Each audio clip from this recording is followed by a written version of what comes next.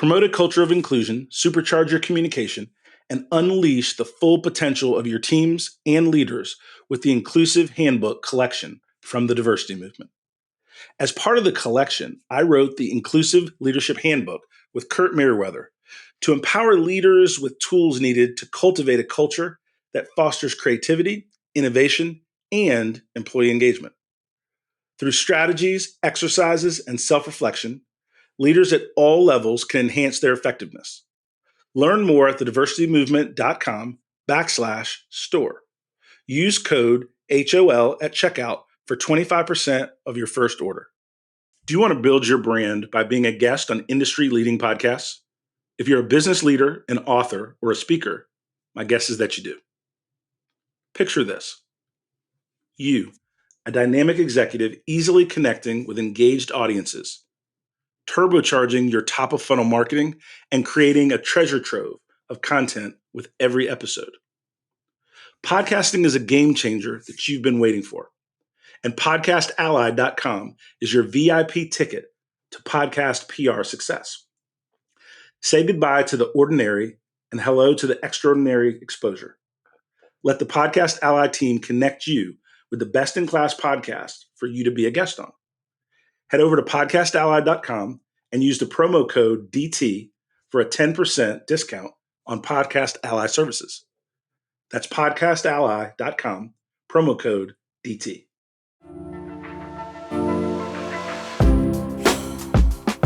Welcome to High Octane Leadership with Donald Thompson. This season, we're diving deeper with more solo episodes, where I'll share the experiences that have led to recognition by EY, Forbes, Fast Company, and others. Not as a boast, but as milestones on my entrepreneurial path. From growing multi-million-dollar firms to successful business exits and building high-performance teams with a global perspective. I'll reveal the insights and strategies from my journey and share them with you so that we can win together. Alongside these solo episodes, we'll have industry visionaries and thought leaders, and we'll explore effective leadership. Ready to empower your leadership journey with real success stories? Let's embark on this transformational journey together.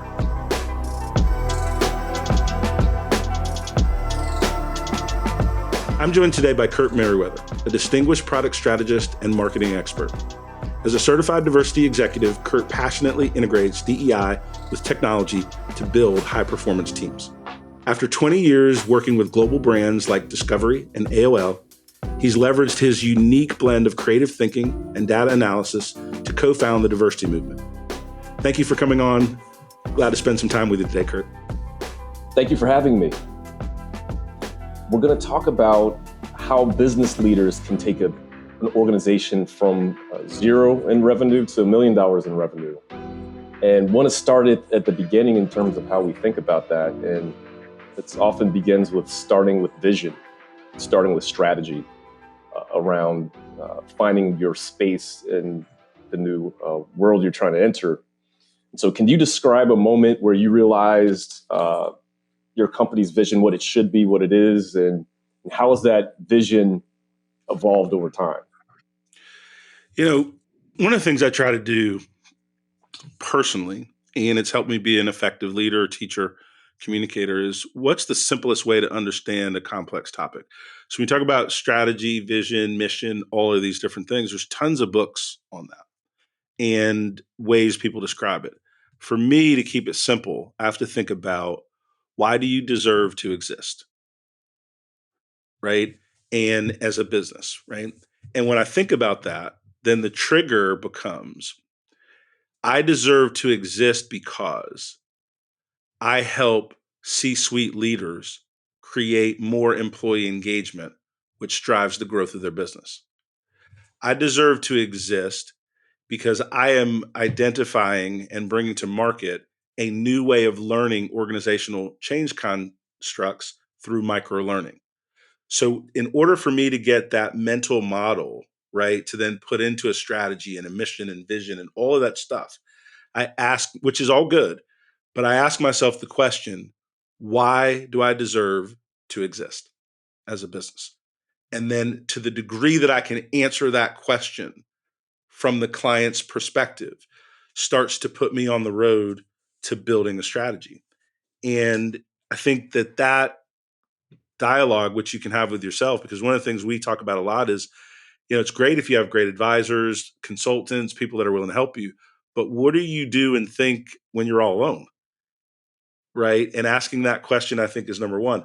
The other thing is, how do you size up and understand the market that you're going to play in? That is, it's almost like, why do you deserve to exist? And in what market, right, are you going to exist and thrive and win? And the way I look at the market, again, I try to keep it very simple, right? Think about this. Are you going to be first, right? Is this idea so new and innovative? Are you going to be the best? Are you going to be the only? Most times it's really difficult to be first, right? Like, that's a pretty big visionary activity, right? But you can be the best and you can be the only, even if competitors look and sound like you. I heard a phrase the other day: riches are in niches. So even if you are in the diversity, equity, inclusion space, even if you are if you're a digital agency, if you are selling a product or a service, right? There are going to be competitors, but what you have to chase is what makes you the best and what makes you the only. And that's what you go to market with and talk about all the time. There may be 7 to 8 characteristics that are similar to your competitor, but you want to have the buying drivers of the 2 areas where you're the best that allows you to dominate a market. And maybe it is on time to value. Here's what I mean. You may be selling a CRM system, customer relationship management system, for example, right? Or an accounting software that competes with QuickBooks, right? So everybody knows what QuickBooks does, right? It helps you keep your accounts payables together, your accounts receivables together, and push out reports, right? Does your invoicing, all that good stuff, right? Back office technology. Well, what is a way that it can be the best? Well, our technology operates in a mobile platform, on a PC, and has world-class dashboards for reporting so that all the financial noise is easy for everyone to understand. So your communication of financial information is the best, right? Where are you the only? We're the only package that you can buy at scale that allows you to pay one price. Up to 50 people in your organization can use it, and it is the cost of a cup of coffee. So you may want to be the cost leader. But the key is not any of those examples. It's for you and your business understanding how you're going to be first. Sometimes you are. That's not been my experience in most cases, right? But that's one. Best, and then only. And so those are the things that I think about when I'm talking about that initial strategy, right? Why do I deserve to exist? And then where am I going to play? What market? And then within that market, how am I going to be first, best, or only? And the idea of connecting mission to why do you deserve to exist is important, not only in your go-to-market, but in recruiting the team. That's right. Because when you're first getting started, you may not have all the same advantages that larger organizations have. So you may not be leading in terms of the comp you can pay, or the number of vacation days that you can offer, or the richness of your benefits. But you're prioritizing some different things when you're building out the initial team. And so, how do you think about that in terms of who you select for your team when you get started? And how do you convince them that they should come along for the ride in an organization that may not be proven yet? One of the things that, and I've done this through a lot of different businesses, and one of the reasons I've been able to be successful, I'm the son of a football coach. And so I would hear my dad on the phone. I would go to the recruiting visits when the prospects were on campus and different things, and hear my dad selling the vision of that university, that football program, and why that athlete, their life, their family, their future prospects are better off by choosing, right, the university my dad was representing at the time. And one of the things that I learned is that in any of the presentations that I hear, you always put the prospect at the center of the story.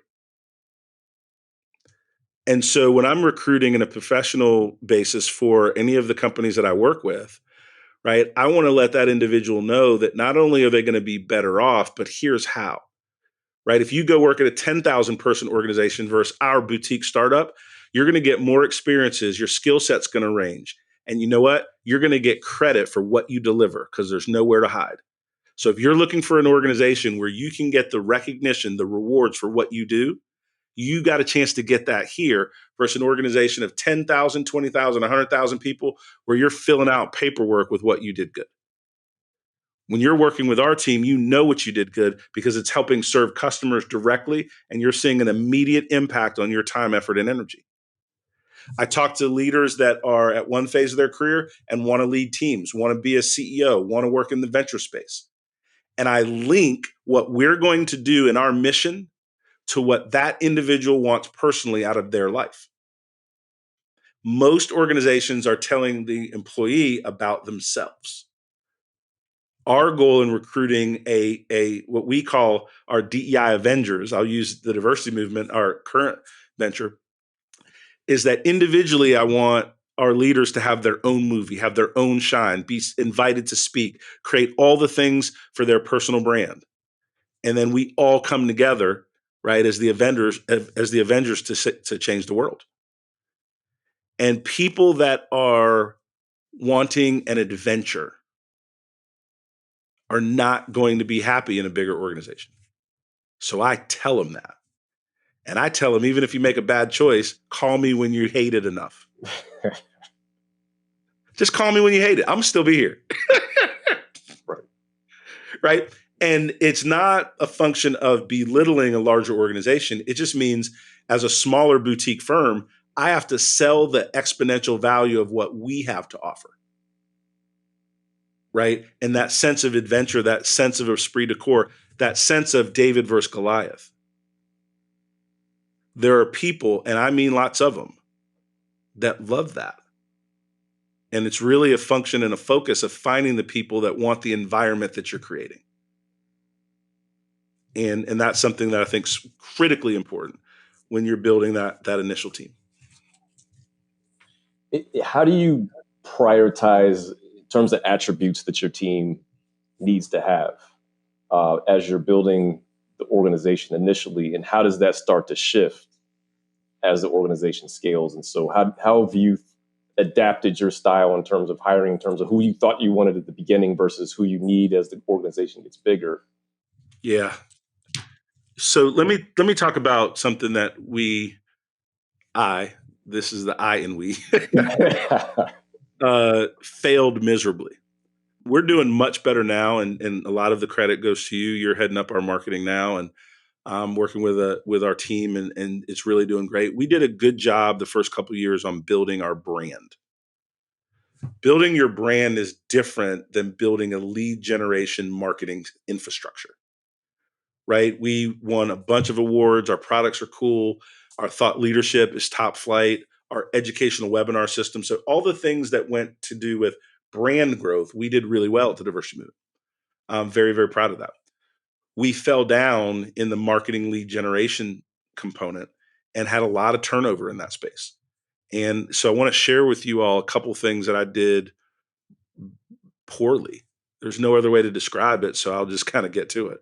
Without belaboring that. Number one, I made this colossal mistake that entrepreneurs make is you fall in love with a resume chock filled with big company experience because you give the brand IBM, you give the brand Red Hat, you give the brand whatever big company experience this person had, you give them credibility without understanding the barrier between behaviors in an enterprise and behaviors in a startup.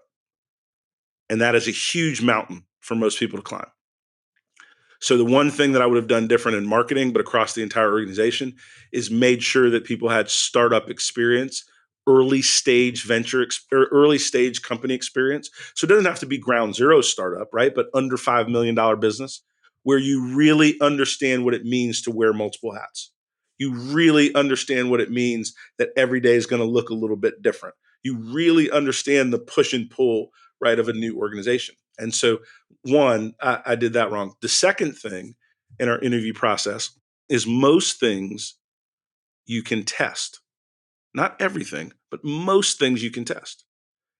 And so I had to relearn, right, the power of some internal testing before you hire.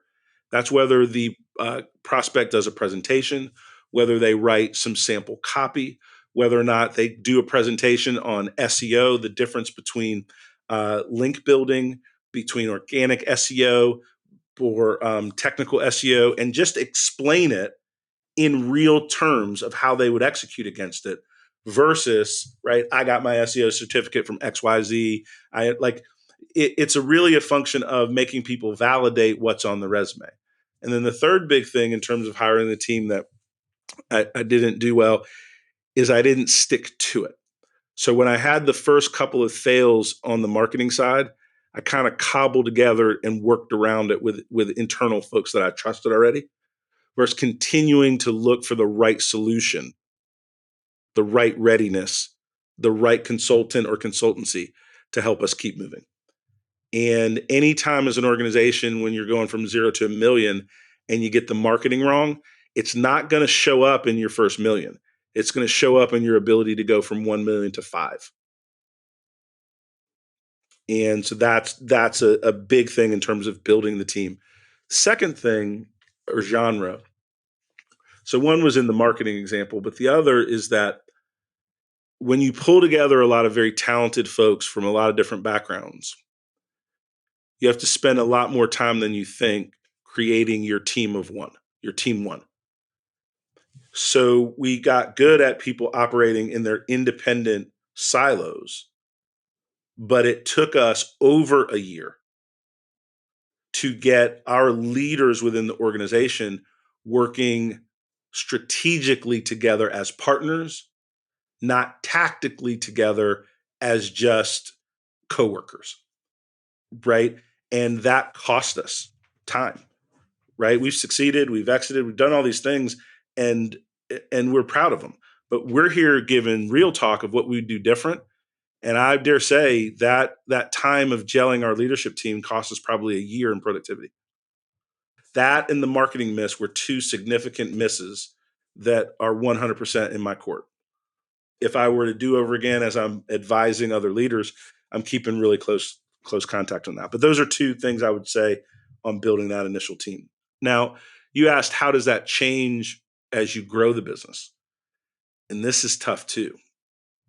0 to 1 million, you're gunslinging. So you got a team that's like figuring it out and throwing up a presentation in 10 minutes, all good. From 1 million to 5, you have to start adding structure to scale. You have to make sure you have your SOPs. You have to make sure that you have your marketing and branding guides. You have to make sure that the way you write scripts for videos is duplicatable, right? You have to start to think in terms of scale, right? So that most things can operate more on autopilot and don't require new thinking every time. Right. And so those are a couple of things that I learned as we're scaling the team and the business and wish I had done better. Well, Don, that's not a lead that most people start with when they're talking about their team. Most people talk about how amazing their team is and how they haven't made any mistakes. And so being transparent enough to talk about areas where things didn't go like you wanted them to is, I think, going to resonate with people. Because there's just not a lot of that out there when people are looking for advice on how to go from 0 to 1 is talking about the missteps. And so you talked about something that's interesting is this, especially as we get into talking about innovation and product development, is this balance between creating structure to scale, but then also being able to take advantage of early opportunities in product development. And so how do you balance those things where you're trying to build a product, but at the same time, you're trying to make money? And so you're trying to go after pilots, but then you're trying to create scalable, repeatable processes where you've got a product that's going to ultimately scale. So that's a tough thing to balance. How do you think about that? One of the biggest challenges in a small emerging business is that you don't have enough time, money, or attention to do all the things that you need. So prioritization is one of the most critical skills, right? And initially, right, most businesses die from cash flow, lack of cash flow. So I do think from 0 to 1 million, which is what we're talking about primarily right now, from 0 to 1 million, it is about client satisfaction, case studies, and cash. If you have a happy client, you can build a case study. If you have a portfolio of case studies, you can then market against that to get more cash from new customers. And again, I'm talking to those that are more on the self-funded, bootstrapped standpoint, because we were not fortunate enough, right, to whether it was the way we positioned it, whatever, right? But we were trying to raise capital while being Black. And, you know, we raised some money. We raised close to $1 million, but we didn't raise 5 or 10. And you're a bright guy. I've got several businesses under my belt, exit wise. You're an MBA from Stanford. You worked at Procter and Gamble. You worked at AOL and their mergers and acquisition team. So it ain't skill set. Right. Our idea is pretty good. We have over 200 clients. We just got acquired. I don't know. You know what I'm saying? Or maybe I'm just bad at communicating. You know what I mean? Right. Maybe that's it. Like, Right. I don't know. But what I'm saying is that if you can raise 5 million, 10 million, 20 million bucks, go do it. Got you. That makes sense. You can then talk about burn rate. You can do all this stuff bigger, faster. But a lot of folks, when you're building that credibility in a new space, when you're building that new company, you gotta eat what you kill. And especially that 0 to $1 million, right? And so that means you got to be very, very client focused, right? And that's going to force some pivots. That's going to force some flexibility with clients initially, right? That you're feeling taken advantage of maybe a little bit, but you're not, because you're learning that you're not going to do that with all 100 clients. You're doing that with your first 10, not the 11th one, 12th one, 15th one, 20th one, 30th one. But those first 10 teach you the structural things that you want to apply to the rest of your growth, right? But initially, client satisfaction and repeat business and all that good stuff is going to be critically important. When you start, PowerPoint slides are amazing. Product roadmaps look great. But the reality is that your product strategy usually isn't going to survive contact with early customers. And so how did you make the pivot and the shift that was critical to scaling, whether it's the diversity movement or other businesses that you've been involved with in terms of that product development shift process? From a product development standpoint, and thanks for that question, my mentor, Grant, is a product savant. He could pick the product that would win in the market, right? And grow something worth millions of dollars, exit to Adobe. Grow something millions of dollars, exit. Like that was Grant. Grant was a product savant. I am a product leader through sheer hard work, trial and error, lots of error, and then getting to the right part. But because I have a sales business development expertise, I end up getting clients to partner with me, that we're in this together. And so now that feedback loop with paying clients is super powerful. And so I think it's important. A couple things that I've seen done well over companies that I've worked with is a lot of companies will bet on a singular product vision. I think you can do that if you're backed up by a ton of money. I think if you're bootstrapping it, you gotta have 3 or 4 ways to win in the marketplace, and then let the client environment tell you which one's going to stick. Like in our case, for example, we have 10 digital learning tools, basically digital learning courses on all things DEI. We have micro videos that we take that same content and put it in a bite-sized manner. We take that same content that we either put in courses, micro videos, and we put it in TDM library for teams, which is our best practices SaaS-based resource that companies can buy, skin with their logo, their color scheme. And now all of a sudden, they've basically got a microsite of DEI information, right? 12 months out of 12 for their team. Well, for us, what we did is we said that the content engine of knowledge was going to be same or similar, but the distribution vehicle would be different. So it may look like we had all these different products, but the reality is we have all these different points of distribution of our knowledge. And that's the decision that we made. So we then could say, all right, we have a content strategy, and we tested that content strategy by having a series of webinars that started out with 25 people attending, 50 people attending. And now each of our webinars average between 300 to 500 participants. Well, that's a great way to test your educational message, your product message, your new product entry. So we did that through educational events. And then the things that were working, that polled well, that people were resonating, we then put those educational items into products, micro content, into products, TDM library, best practices series, into products, micro videos, digital learning tools, right? And that's the way that we did it, so that we could still move quickly. We could pivot different distribution points, but the foundation, right, was high quality DEI educational insights that we developed within our team over the past couple of years, right? And so that was the method, and still is the method, to how we think that we're going to scale. And so now that we're a part of Workplace Options, we're going to now look at globalization of these constructs. And one is we're going to go to French, go to Spanish, and English, right? We're going to look at different geographies and look at, of our content, what percentage of that content stands globally, and then what percentage of the content needs to be localized, specific for a geography, specific for a locale.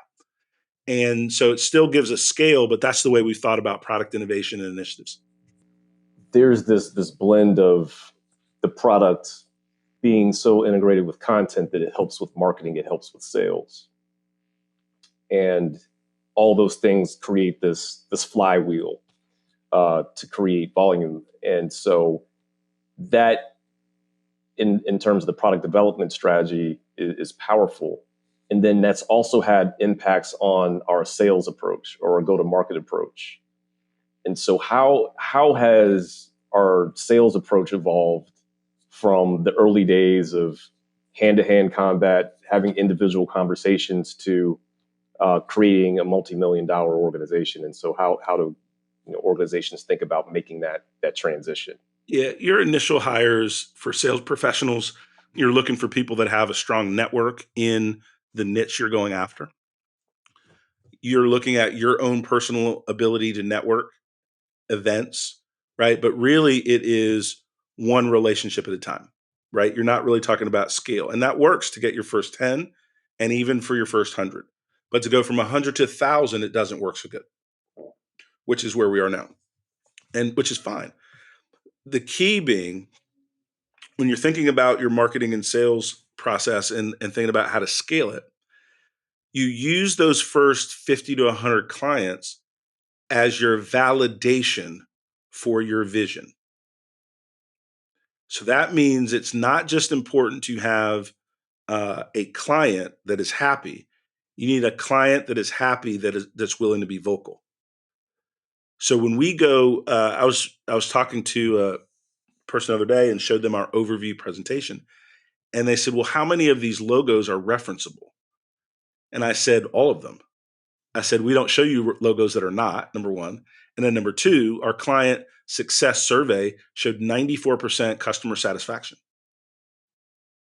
So the way that we decided to market, and when I look at other organizations that have been similar size and scale, when you don't have a huge megaphone, you need to market with happy clients across the board.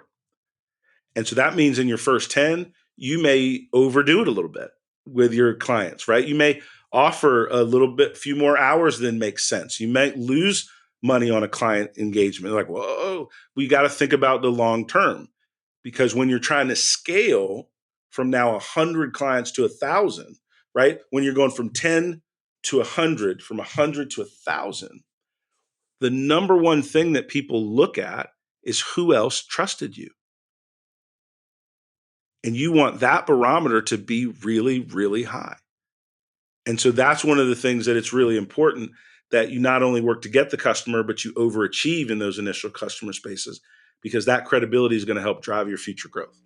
So creating that credibility is something that was really important early on in lots of the things that you've worked on. And in fact, you have spent quite a bit of time building branding for the business, branding for leadership that's involved with the business. And that seems to be unique versus other organizations. And so why was branding so important at the earlier stages where you see other organizations waiting until they get larger to invest in that brand?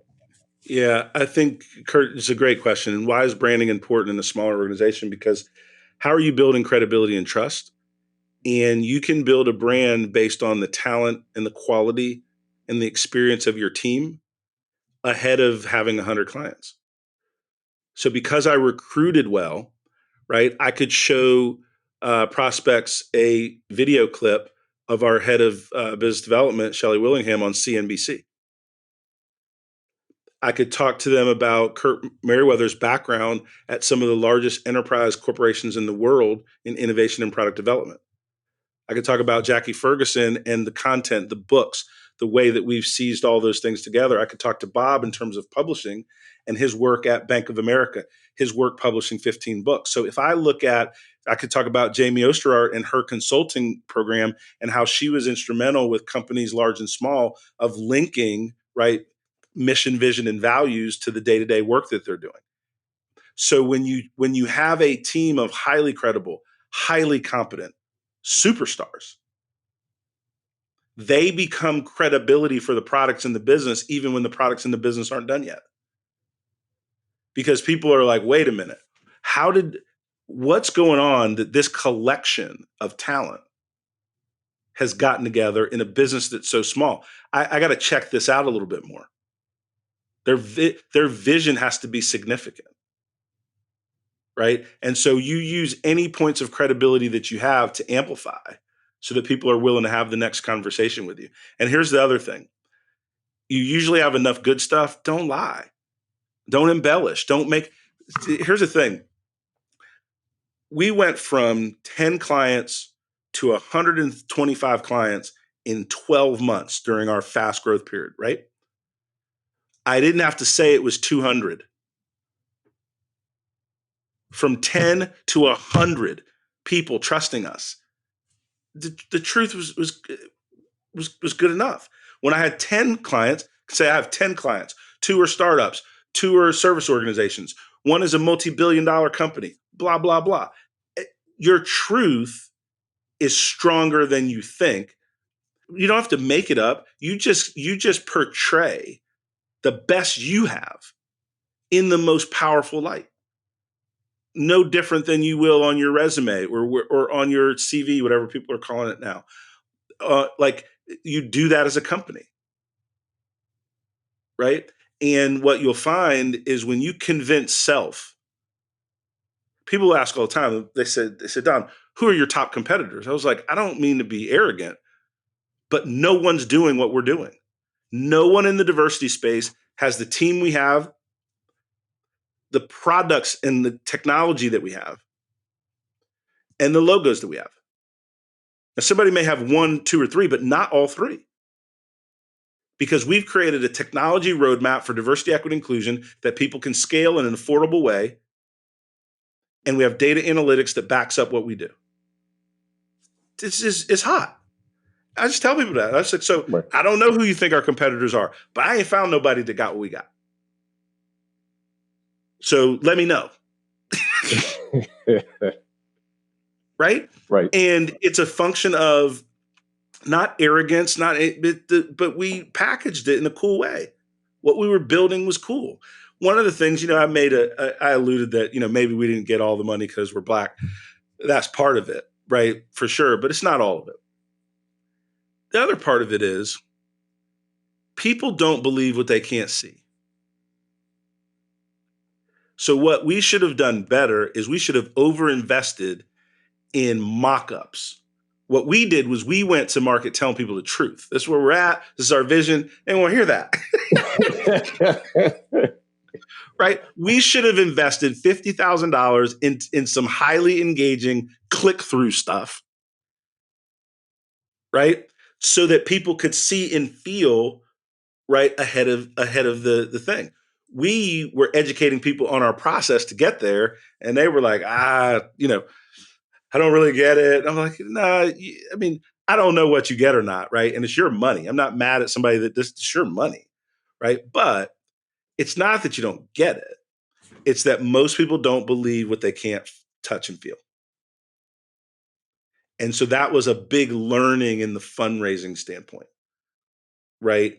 And then, quite frankly, in the Southeast and the number of things that we're doing, the topic of diversity, equity, inclusion, right, still means to many people in the investor community that we were talking to, middle-aged white men, that's just what it was, right?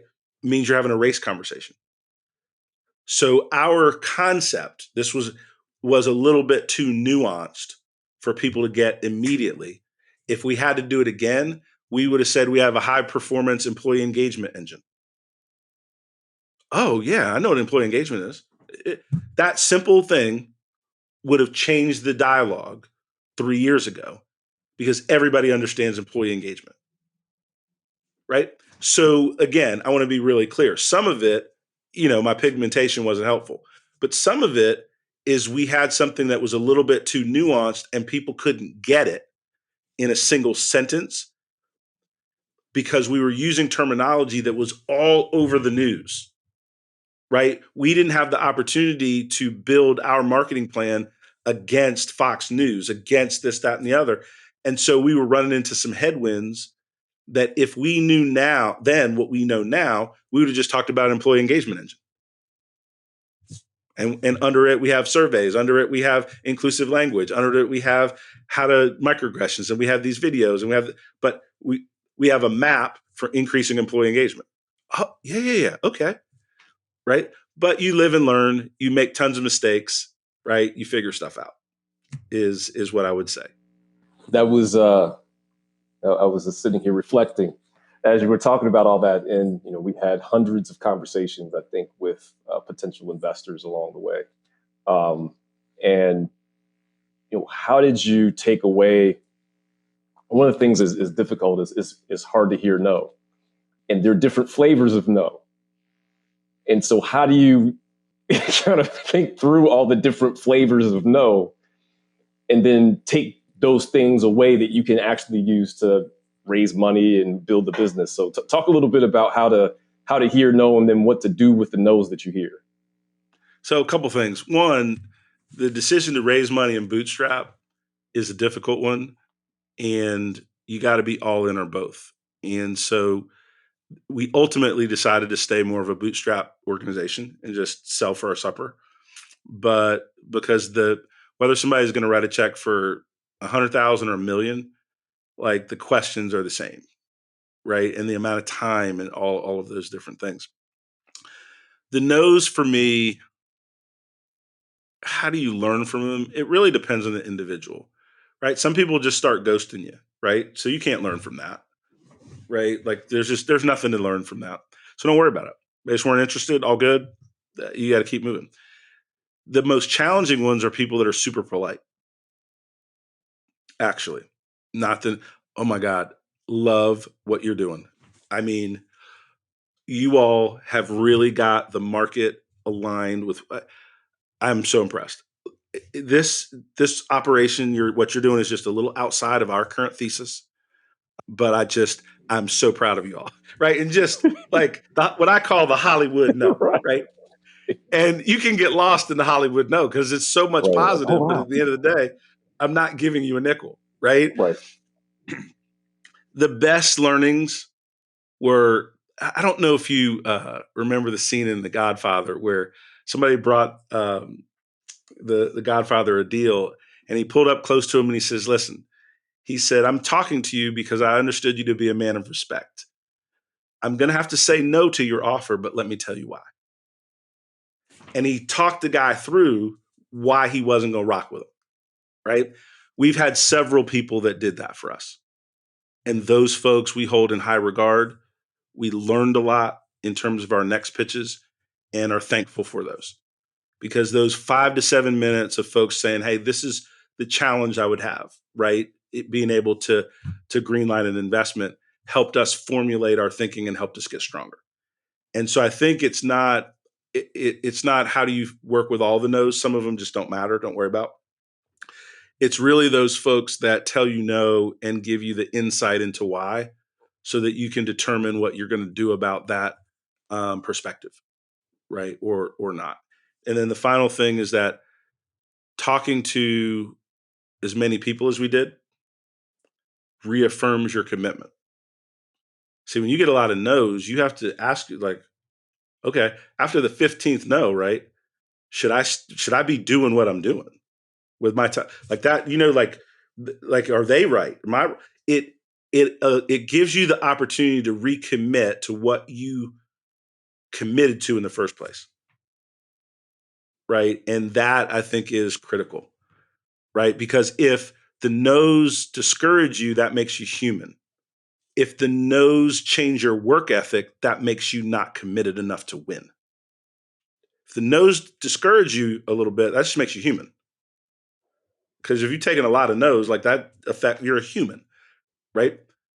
But if they change your work ethic, change your commitment to your cause, then you might should go get a job.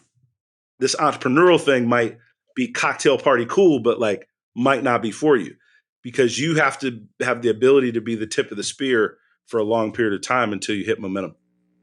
Yeah, that's right. So the idea of what do you really believe, and then those testing your belief Yes. in what you're doing. I'll piggyback. I'll extend on that. Right, you're stress testing your belief system. Right, and that's the most important thing about fundraising. Right. Amen to that. Right. And one of the things that, whether you're going through the presentation and go through all the slides of here's your problem, here's your customer, here are all these other things. One of the things that people, as they're looking at your business, they're thinking about, well, what could impact you in the future? And one of the things that you said powerfully is what you laugh at today could kill you tomorrow. And so you don't want to be Blockbuster, Xerox and Kodak and all the other companies that you can think of. And so how do you make sure that you're taking care of today, but you're looking far enough in the future so that you're not going to get damaged by something that you're overlooking? Oh my gosh. That is one of the critical questions of our time together today, because as an entrepreneur, you have immediate needs, things like payroll, right? Things like ship dates, like you have some very immediate, urgent needs that are in front of you, but you have to make time to look around the hidden corners. You got to take time to network with people in adjacent spaces, different spaces, to really understand the impact, the economy, the election, the different things are going to have on what you're doing from a marketing standpoint, from a messaging standpoint. And so, as a CEO and a business leader, that's why I don't see many people flipping companies that say the reason why we did it is I worked 39.9 hours a week. Right? The folks that are listening to this are emerging leaders, and you want to help change the world, change the landscape of your business. You want to get promoted. You want to go to the C-suite. And that's just a different work ethic that we're rocking with. And I don't apologize for it. There are folks on our team that work 40 hours a week, have great work-life balance, and I want that for people. Right? But the goals I have supersede that as a function. Right? And that doesn't mean I advocate burnout and I want people to take their PTO when they need it. But like, let me just say this is a pet peeve, but it's practical and it's powerful. You're not working on anything important if you can stop at the same time every day. So you got to ask yourself, what are you doing for the organization that every day at 4:59 you're done at the same time? So here's a couple things. Number one, you're not working on anything that's super critical, and that can make you mad. That can make you feel however you want. Number two, and this is important, then you're never actually in the zone. When you get in the zone of how you're working on something, if you're writing something, if you're researching something, you lose track of time when you're in the zone. And when if you don't even understand what I'm saying right now, right, you probably shouldn't be starting a business, because the mentality and the mindset of people that are moving the needle inside the enterprise, inside an entrepreneurial venture, right, are outcome focused. And that outcome focus means you're going to lose track of time 3 or 4 times during the day because you're so dialed into what you got to do, the impact it's going to have on the organization, the impact it's going to have on you for you and your career. Now, when your family needs you, rest. When you have a wellness issue or something at home, take it. I'm not talking about any of that. I'm just saying every day, every week, 50 weeks out of the year, you end at the same time. You got to reflect on that. That's what I'm saying, right? I'm not saying life isn't lifing, right? And you got things with kids or family or different. Like I get all that, and I'm very sensitive to that. I want people to do it, but I'm talking about your daily habits. When you're chasing something, right, you lose track of time because what you're doing is so impactful to you, to the organization, to your future promotion. Right. So that idea of you clock in at 8:30, take a half-hour lunch, and then at 5 o'clock you're done doesn't exist. And there's a quote by I think it's Ben Horowitz, who's part of Andreessen Horowitz. Somebody asked him, "What's it like to run a startup?" He said, "I sleep like a baby. I wake up every 2 hours." That's the challenge. You don't leave it. It's always with you. How do you manage that though? In terms of the qualities you need to manage that well, and work-life integration or whatever you want to call it. How do you deal with that to reach that? It's so here's the thing, and I'll tell a story real quick. And a CEO that I work with closely, his name is Jason Gillikin. He runs a company called Earfluence, and they build audiences for podcasters and doing really well at that.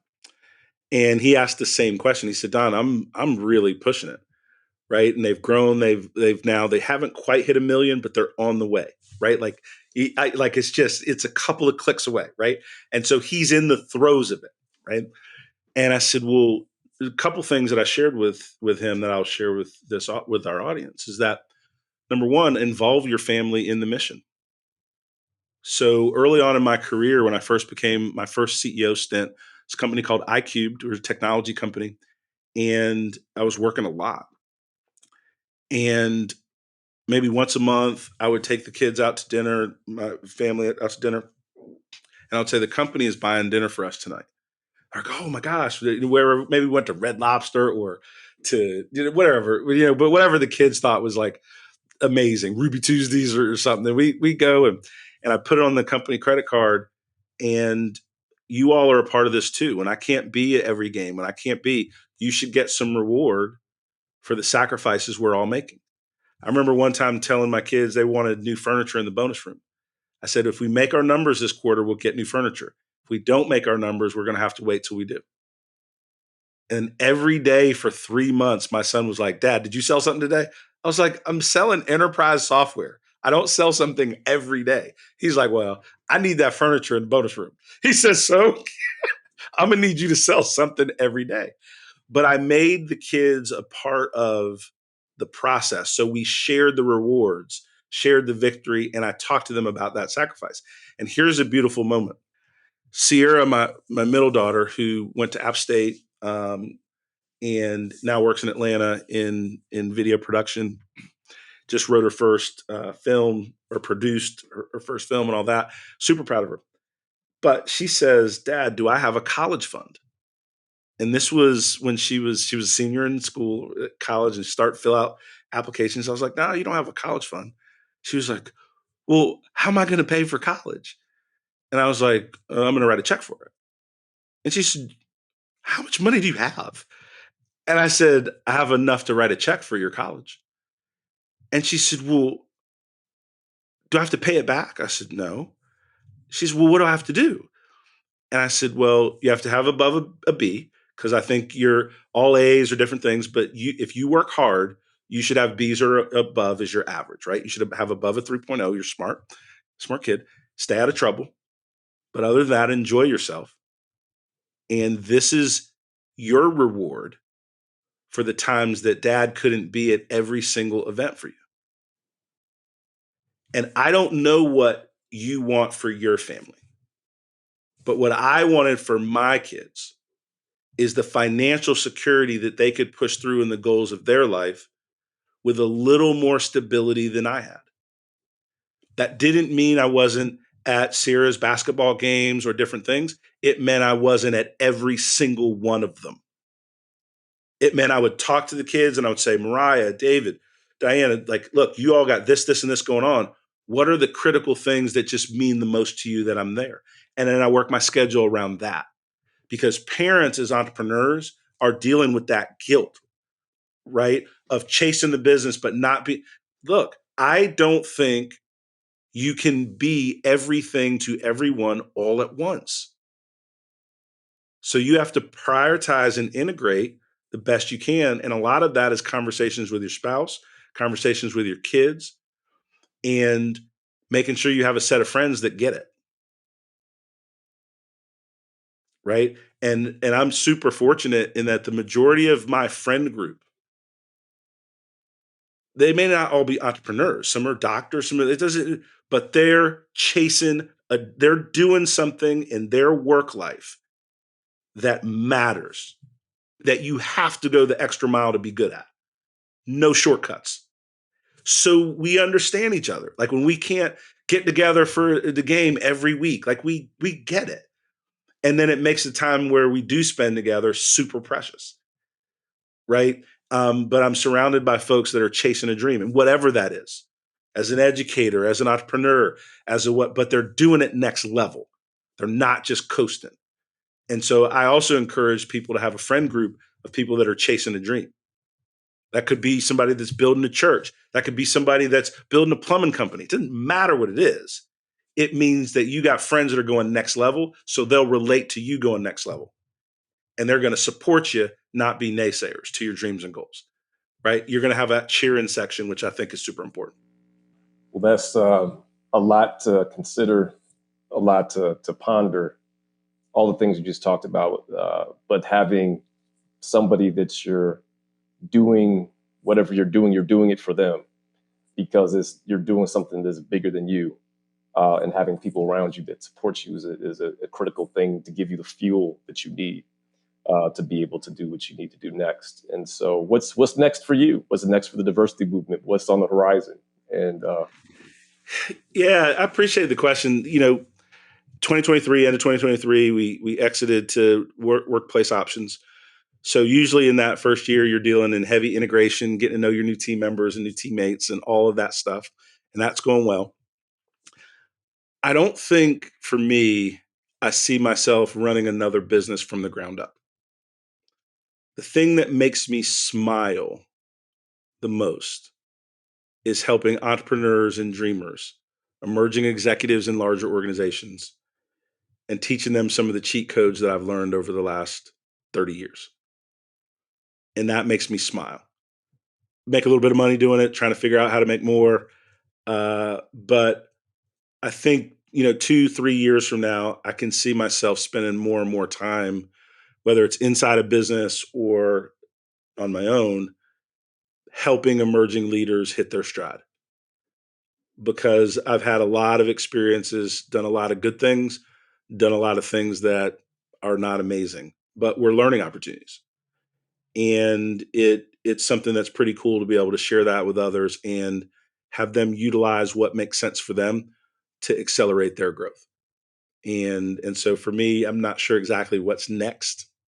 It's a good question, but I don't know how to answer it completely.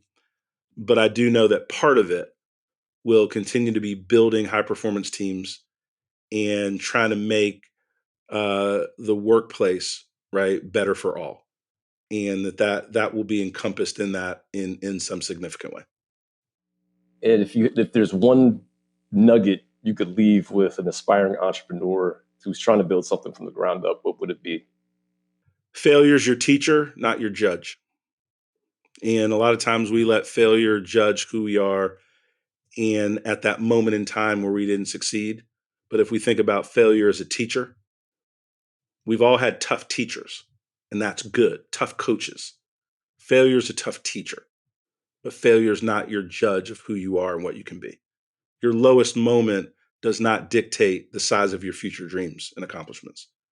And so failure is a teacher, not your judge. That's awesome.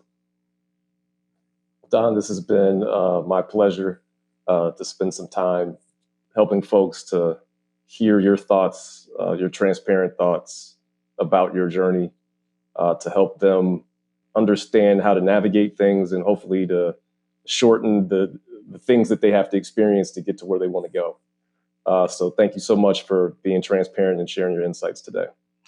Thanks for hanging with me, Kurt. It's always fun. We could talk for hours. We're just putting it on tape, which is cool. And I will say to the audience, to you in particular, one of the things that's joyful for me in building businesses is getting to hang out with people like you, and you in particular. And I'm better off because we're partners, because we're friends, and we're chasing journeys together. And that's part of the cool thing, right? Of building entrepreneurial teams and with great people.